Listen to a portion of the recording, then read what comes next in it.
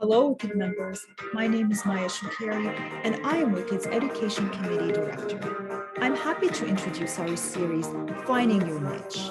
In this series, we will interview female criminal defense lawyers who practice in a specific area within criminal law. The goal of our series is to highlight the work and accomplishments of female criminal defense lawyers, but it is also a way for us to introduce you to specialty areas within criminal law. We hope we can help you find your niche. Enjoy the series. Elizabeth, how are you?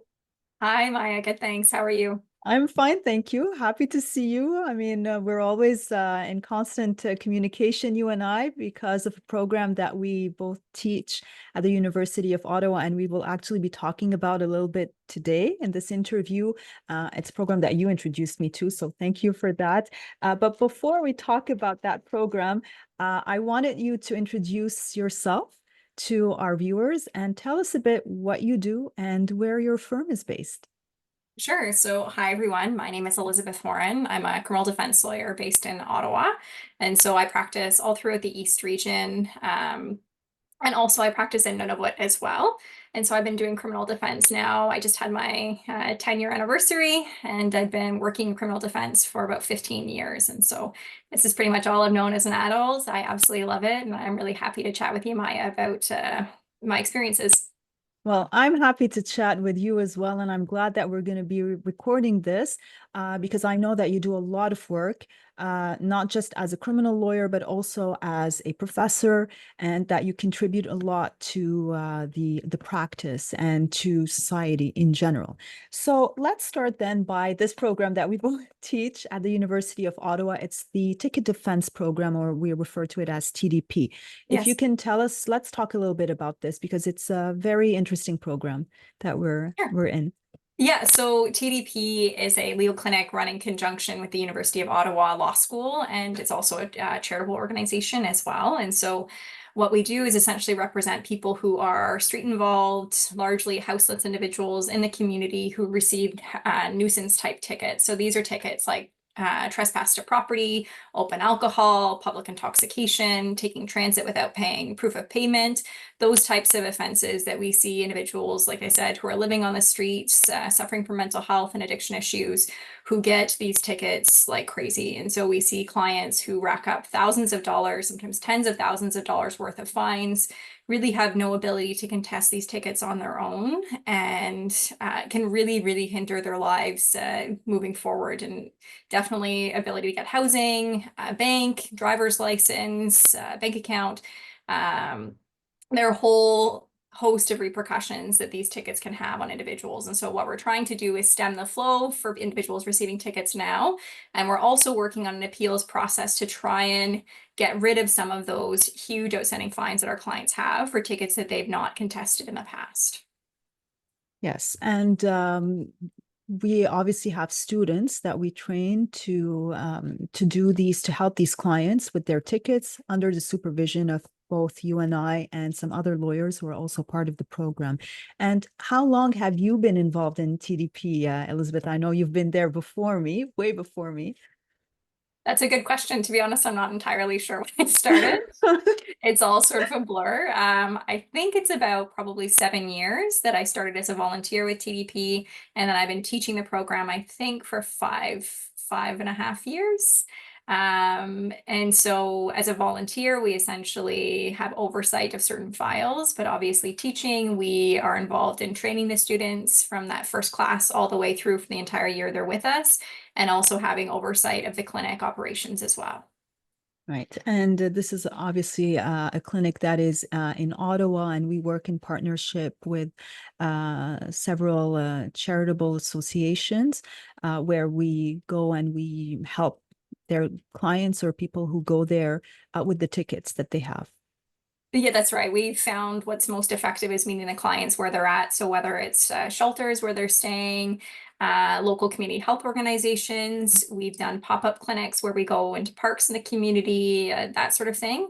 And COVID made this exceptionally difficult, but we're very happy to be able to be back in those partner organizations in the community to be able to meet with our clients and access as many people as we can to help them with these issues. Yes. And also, I know that there are some students who do watch these interviews.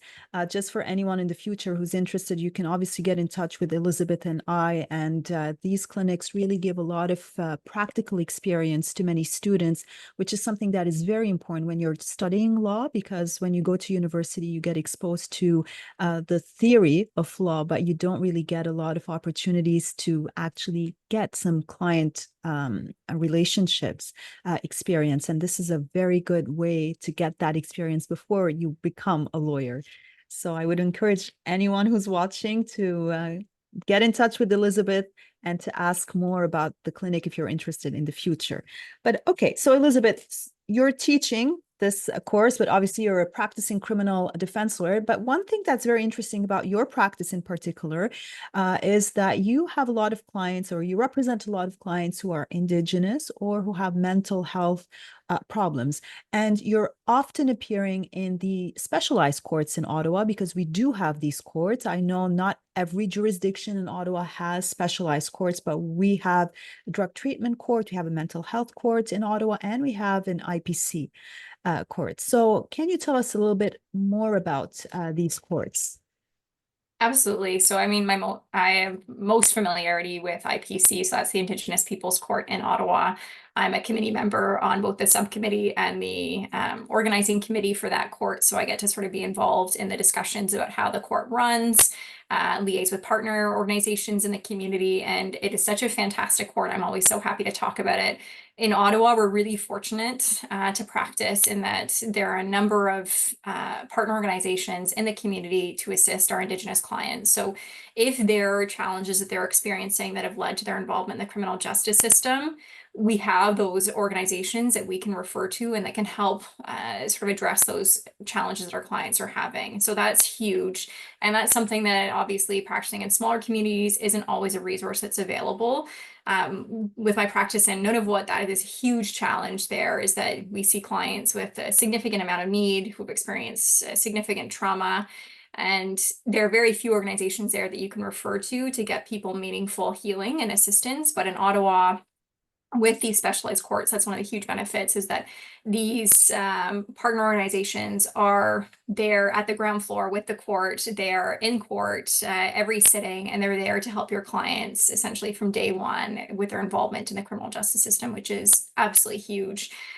And that's huge from a rehabilitation perspective. So I've certainly, from my experience, seeing clients get that meaningful assistance from day one can make a huge difference in whether or not we see them back in the system, which of course is our goal, to hopefully have a client only once and then not see them again, because they're able to get that help they need to not get caught up in our criminal justice system again.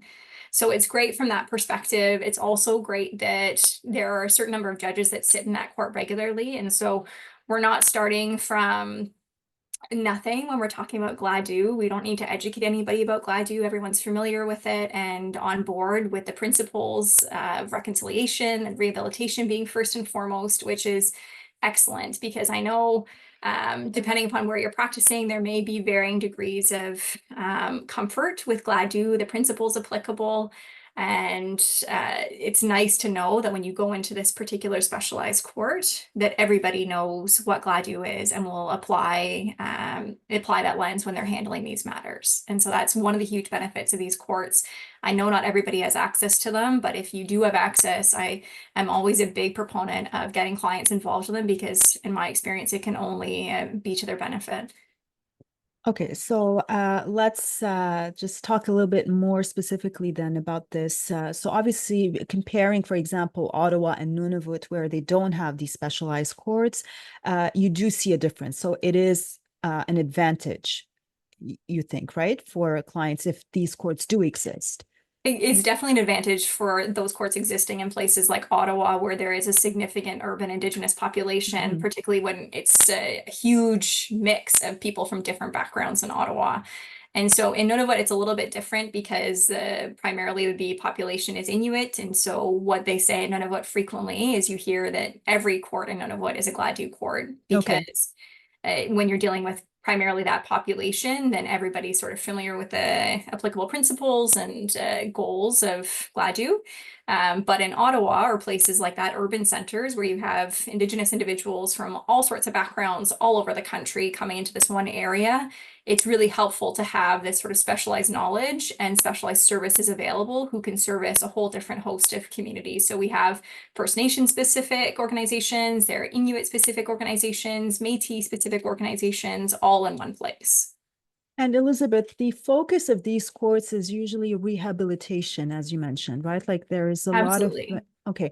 But that usually entails that the client has to admit guilt or there has to be some kind of guilty plea for them to get into that process.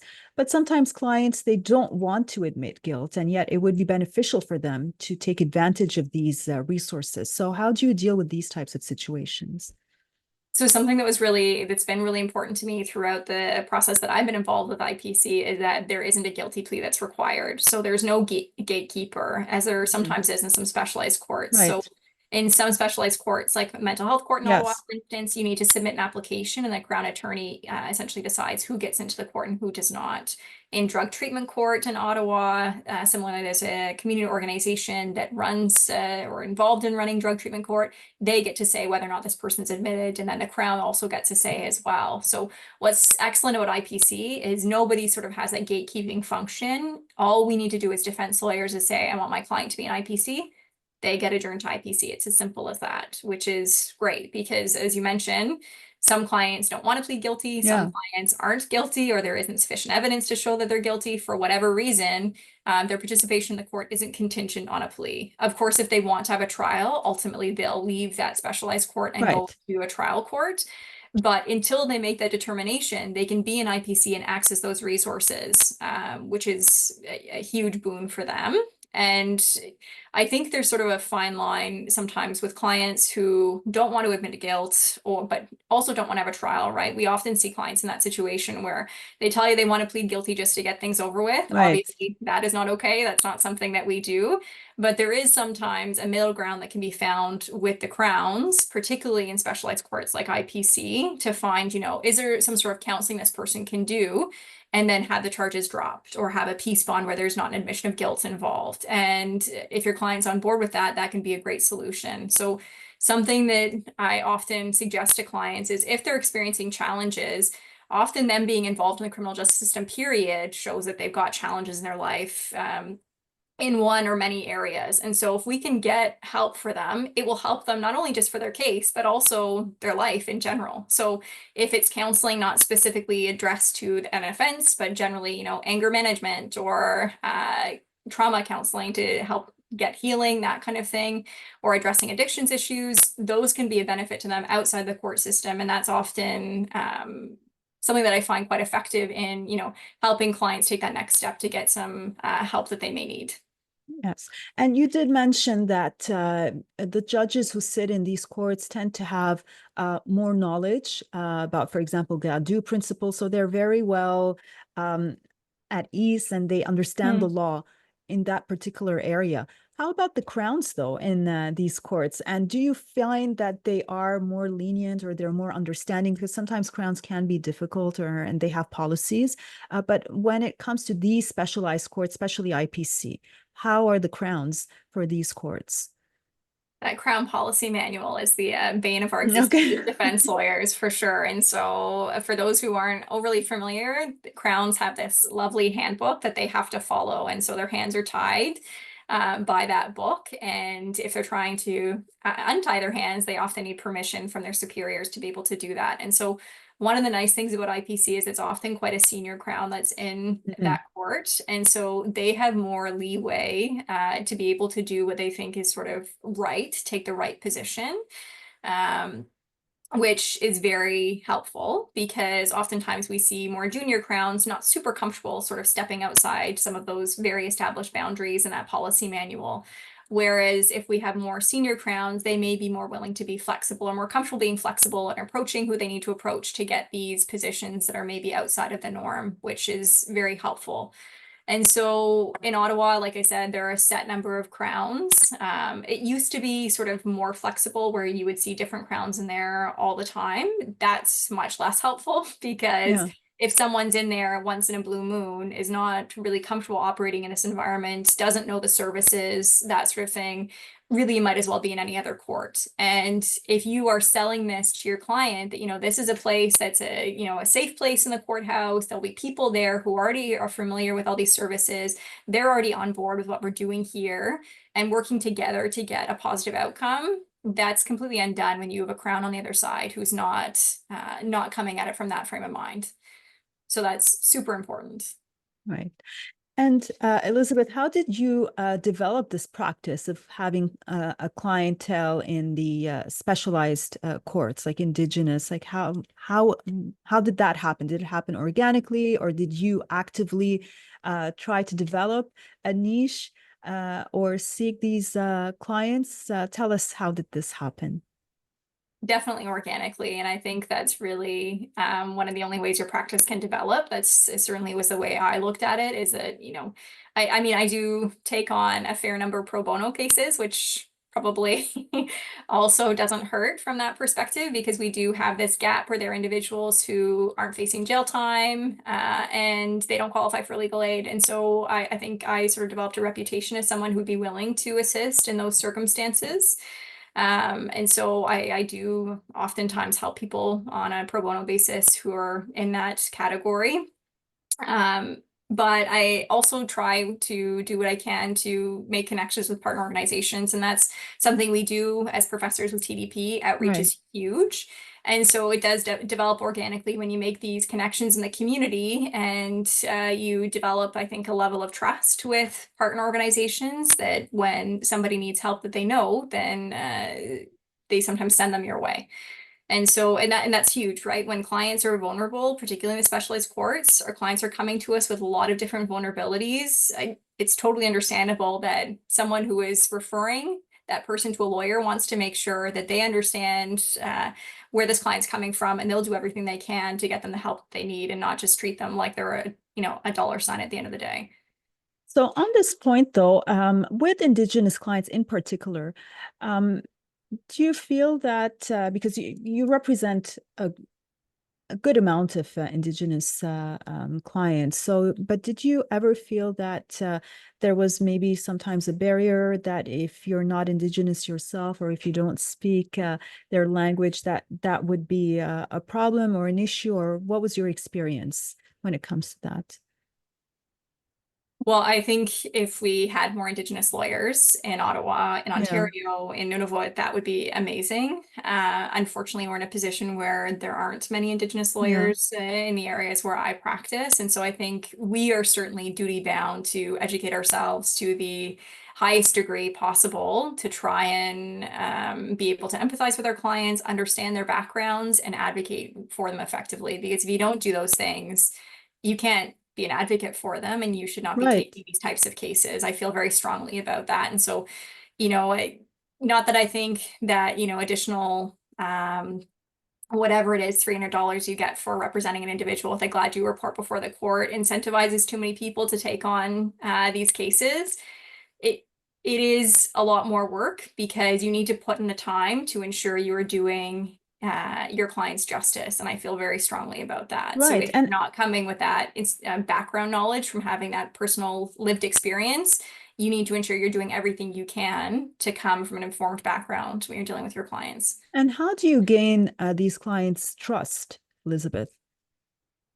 I think it's just treating people like human beings. It's as simple as that. It's something I teach in our program as well, that I feel very strongly about having conversations with people person to person. So trying to break down barriers that we learn in law school to, speak like a lawyer, behave like a lawyer. Yeah. I really enjoy just having conversations, getting to know people and developing trust in that way.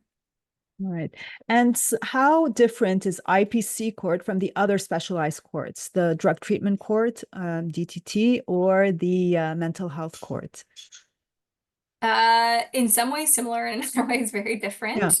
And something I should add an asterisk here for those new lawyers who are watching. I mentioned taking on a lot of pro bono cases to build my practice, or that was involved in building my practice. I'm not suggesting you should have to do that building your practice. I'm very fortunate to have one of the best partners in the world who is very understanding of me doing that.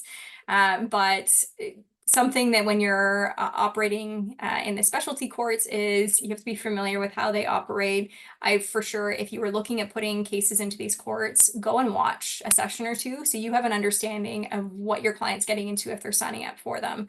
IPC is very simple because like I said, there are no barriers to gaining entrance. You go in, it's like I said, a very safe, welcoming place. Given that it's in the court system, there's an elder there who opens court with a prayer every day, smudging ceremony, all of that. So it's a very accessible court. The drug treatment court is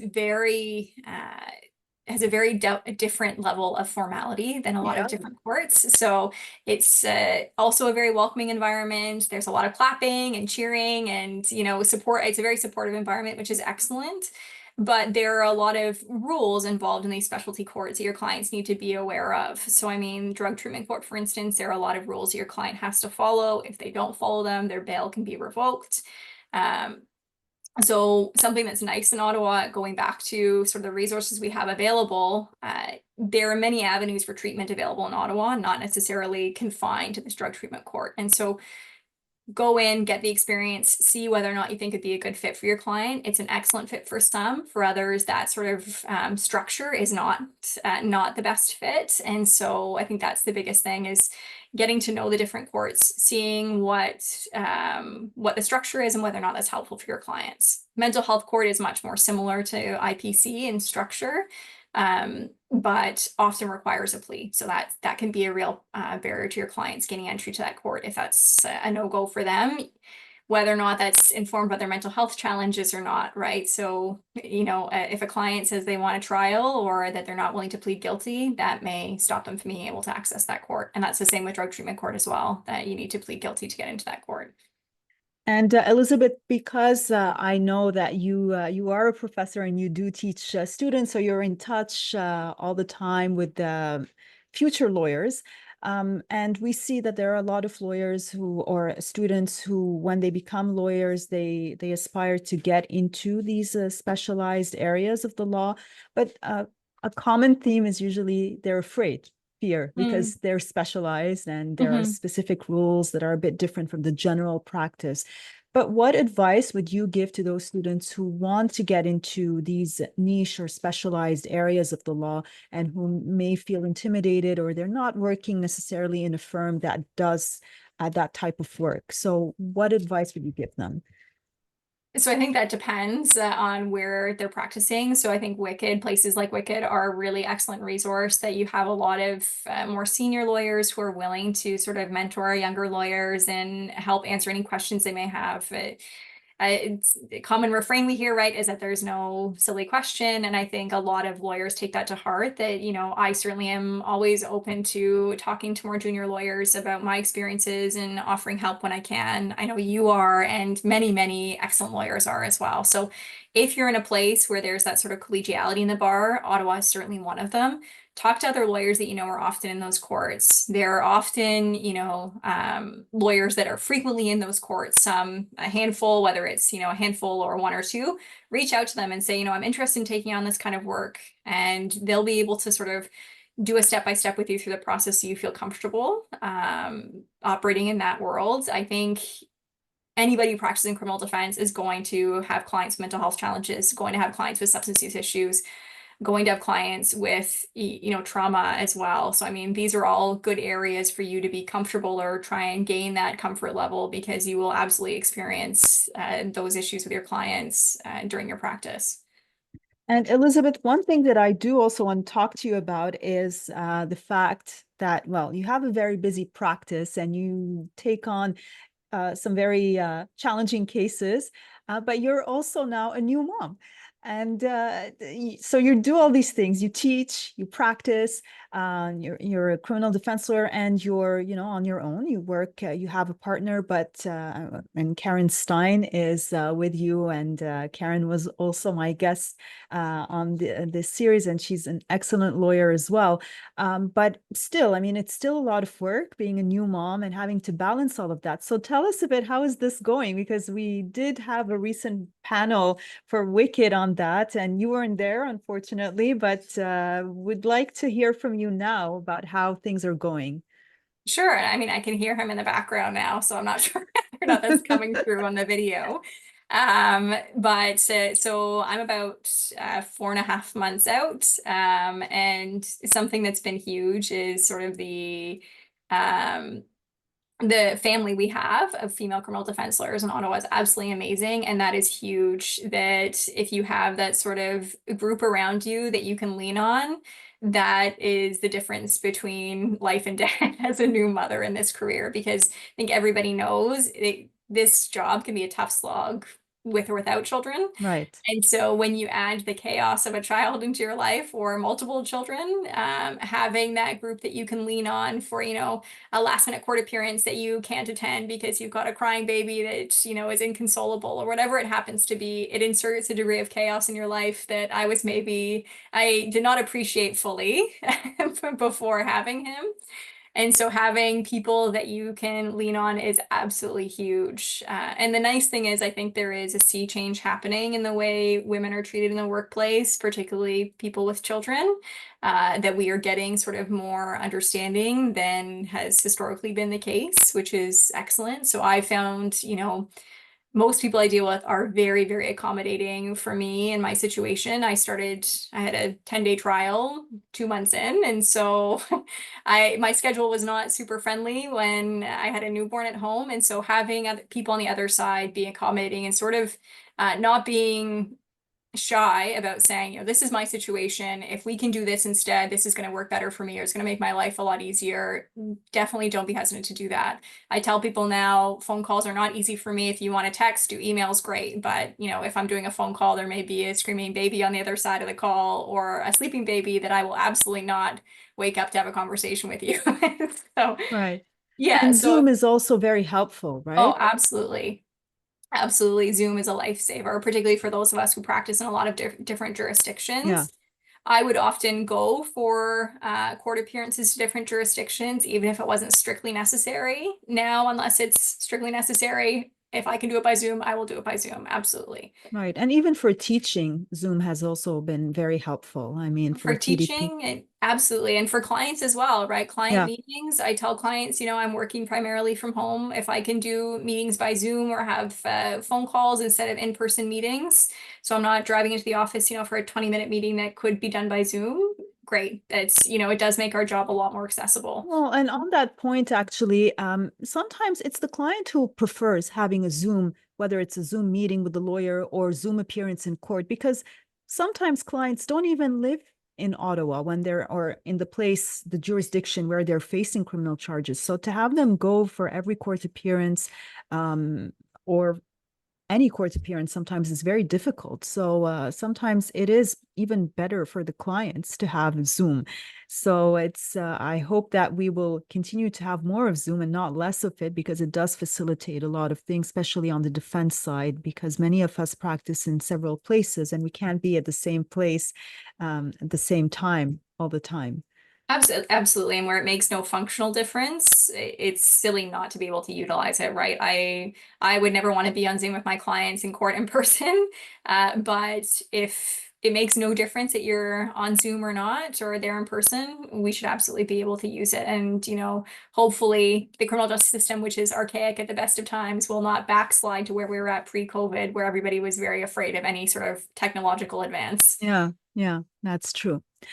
All right. So, Elizabeth, I want to thank you for taking the time. I know it wasn't very easy for you to make that time because you have a new baby and you're very busy right now. But I really do appreciate the time that you took to tell us about your practice and to tell us about the specialized courts in Ottawa. I know you have a lot of experience with that. And I honestly would encourage anyone watching this, especially new lawyers or students, to reach out to Elizabeth. She's really very nice, as you can see in this interview, and she has a lot of experience, especially in the specialized courts, which not a lot of lawyers have. So you can find her on the WiCCD listserv. You can also find her. Where else can they reach out to you, Elizabeth, if anyone wants to get in touch? Despite what I just said about phone calls, Yeah. people are welcome to phone me. But email is often best. My email's on our website, carolynwallace.com. I'm always happy to chat, as Maya said, if anyone has any questions, wants to Yes. chat about one of the practice areas that they're interested in getting involved in, or, practicing in Nunavut or anywhere else I practice, I'm always happy to chat. No, and I can confirm that Elizabeth is very helpful and she really likes to help students and new lawyers. So I would really encourage everyone. Not that I want to add more to your work, Elizabeth, but I do know that you're an excellent lawyer and a very good resource for junior lawyers. So I would encourage anyone to get in touch with Elizabeth and to talk to her about what she does. And she will be very open and helpful. Thank you so much, Elizabeth. It's so nice to see you. I know I'll see you soon again. Uh, we'll be talking more and hopefully we'll chat again soon about more of what you do in the future. Thank you so much for having me, Maya. It was lovely to chat with you. Thank We'll see you. you soon.